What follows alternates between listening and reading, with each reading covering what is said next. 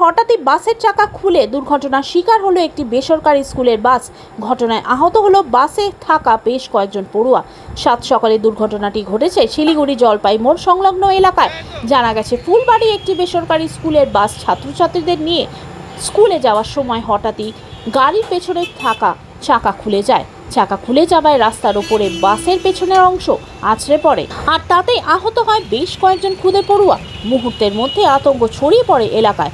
স্থানীয়দের ও সেখানে থাকা ট্রাফিক পুলিশের সহযোগিতায় শিশুদের উদ্ধার করে অন্য স্কুল বাসে পাঠানো হয়।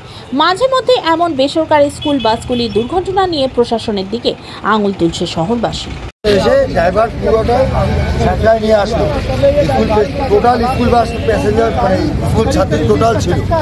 ওখান থেকে ড্রাইভারের মেরামতের ব্যাপার, যে মেরামতটা করে নেই, খালি চালাই যাচ্ছে চলে যাও, চালাই যাচ্ছে চলে যাও, কিন্তু সেটা তো হয় না। না, এর ভিতরে সাবারি থাকে, বহুত ভরপূর্ণ থাকে, বাল বাচ্চা বহুত থাকে, সুন্দর বাচ্চা কাচ্চা থাকে, ঠিক আছে, কিন্তু গভর্নমেন্ট এলাও করে না। আর মালিকরা তো এলাও করবে না, এত কোটিপতি মালিক এই গাড়ি মালিক।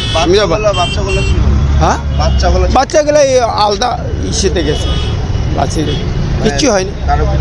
হ্যাঁ, লাগবে তো বাবা, একটা গাড়ি পড়া মানে কি আমাদের ঝাঁকি লেগে যায় তো বাচ্চা তো লাগবে না।